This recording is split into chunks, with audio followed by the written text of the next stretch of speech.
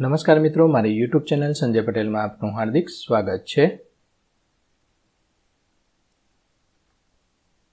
મિત્રો, આજે આપણે ધોરણ 6 વિષય છે સામાજિક વિજ્ઞાન, તેનો પાઠ 13, પાઠનું નામ છે ભારત, તેમાં ભૂપૃષ્ઠ, આબોહવા, વનસ્પતિ અને વન્યજીવ તેની સ્વ અધ્યયન પોથીનું સંપૂર્ણ સોલ્યુશન આજે આપણે આ વિડીયોની અંદર જોવાના છીએ।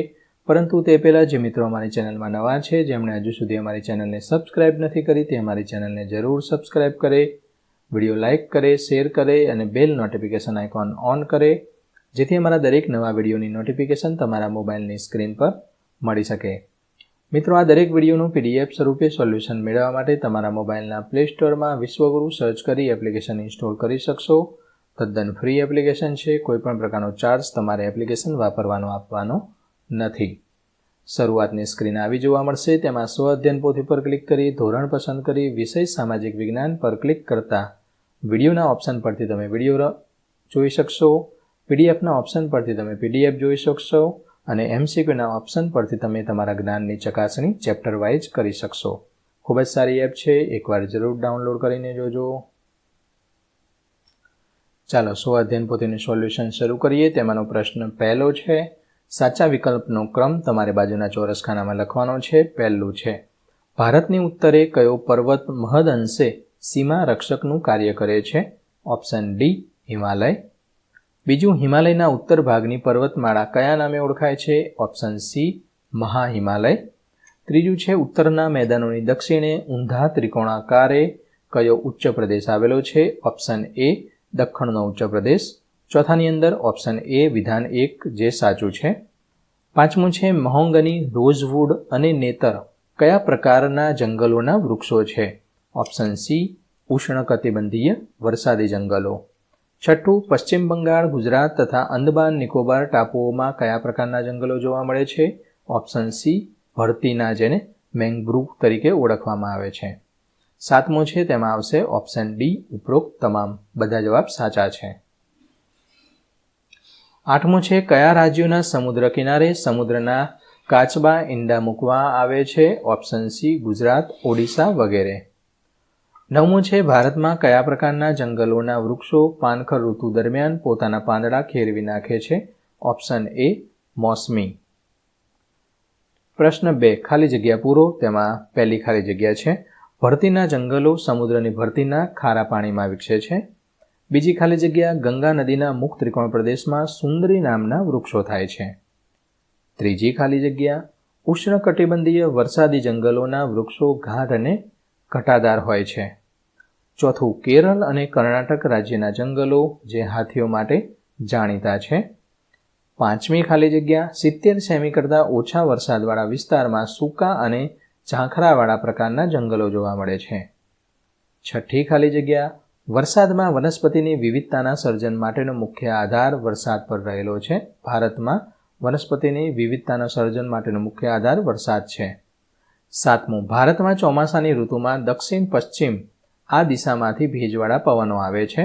અને આઠમી ખાલી જગ્યામાં, ભેજવાળા પવનોના માર્ગમાં પર્વતો આવે ત્યાં વધુ વરસાદ પડે છે, કારણ કે અહીંયા પર્વતો હોય અને વાદળ અહીંથી જતા હોય અને એને ઉપર ચડવામાં થોડું વાર લાગે એટલે જે વાદળા છે અહીંયા બંધાઈ જાય અને અહીંયા વરસાદ પડે, એટલે આ બાજુનો વિસ્તાર છે એમાં વધારે વરસાદ પડે, કારણ કે વાદળાને ઉપર ચડીને જવું પડે આમ, એટલા માટે એવું આ ખાલી જગ્યા કહેવા માંગે છે।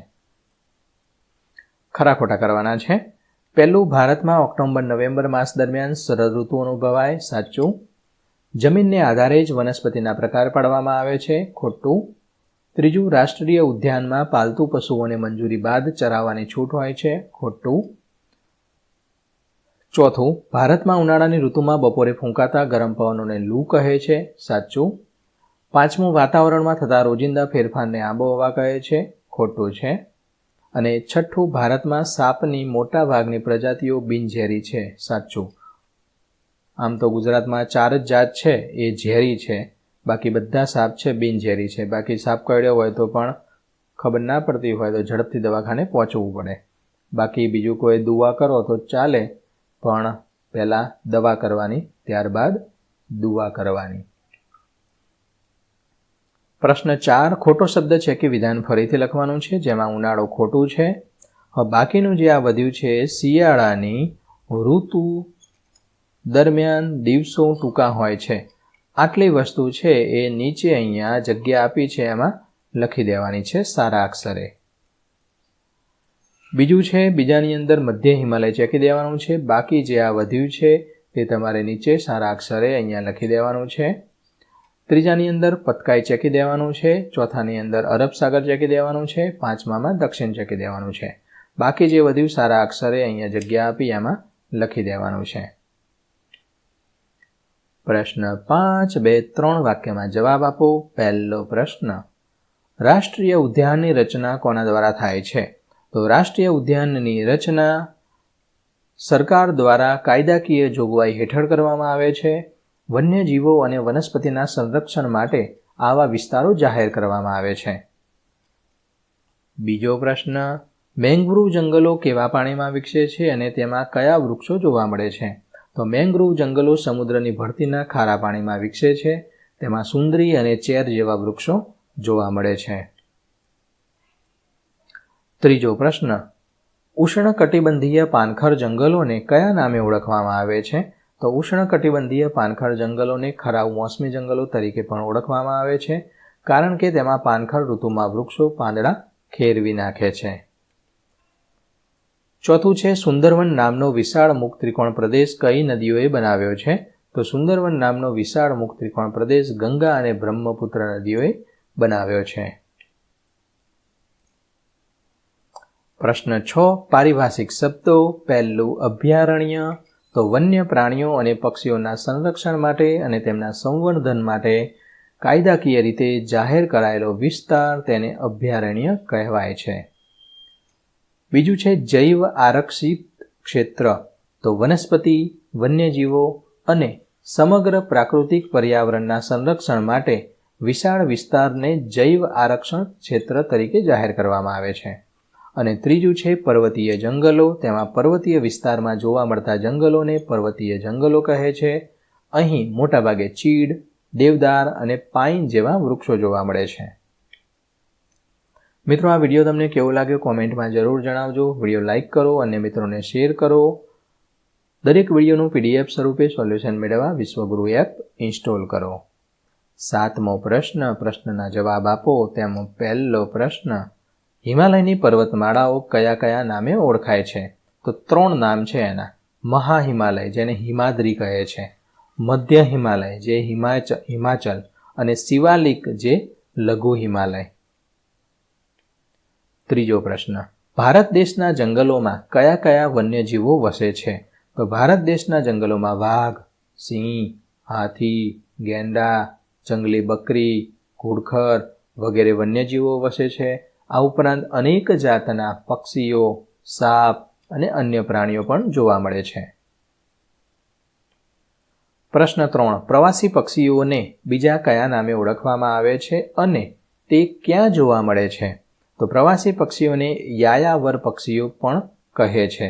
તેઓ શિયાળામાં ઠંડા પ્રદેશોમાંથી ભારતમાં આવે છે અને નળ સરોવર, કચ્છ, ખીજડીયા વગેરે સ્થળોએ રોકાય છે અને ત્યાં જોવા મળે છે.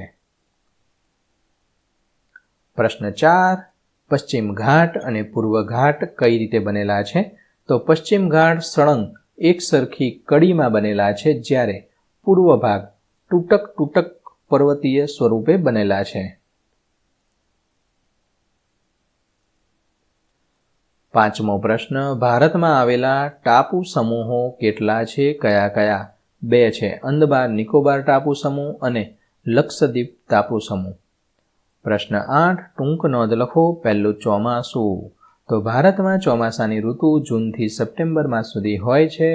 ખેતી પ્રધાન ભારત માટે ચોમાસું સૌથી વધુ મહત્વની ઋતુ છે. ભારતમાં મોટાભાગની ખેતી વરસાદ પર આધારિત છે. ઋતુ ખેતી માટે ખૂબ જ મહત્વની ગણાય છે. નૈઋત્ય દિશામાંથી વાતા મોસમી પવનો સમુદ્ર પરથી આવતા હોવાથી તે ભેજવાળા હોય છે. આ પવનો દેશમાં વધારે વરસાદ લાવે છે. આ પવનોને એક ફાંટો અરબ સાગર પરથી આગળ વધી કેરળ, મહારાષ્ટ્ર, ગુજરાત અને મધ્ય ભારત સુધી પહોંચે છે. આમ ભારતમાં ચોમાસું મહત્વની ઋતુ છે.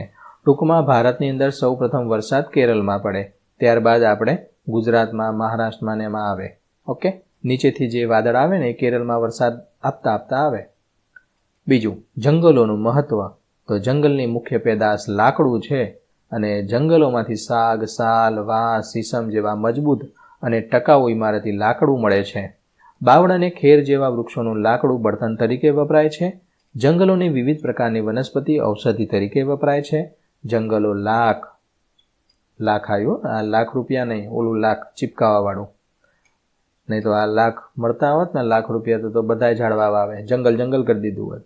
પણ જીવનમાં એક ઝાડવું છે એ તમારે ઉછેરવું જોઈએ, મોટું કરવું જોઈએ. રાડ, ગુંદર, મધ, ટર્પેન્ટાઇન વગેરે પેદાશો મળે છે. જંગલોના કેટલાક વૃક્ષોનું લાકડું ઉદ્યોગો માટે કાચા માલ તરીકે ઉપયોગી છે. જંગલો પશુઓના ચરાણ માટે ઉપયોગી છે, ચરવા માટે. જંગલોમાંથી વિવિધ પ્રકારના ફળો પણ મળે છે.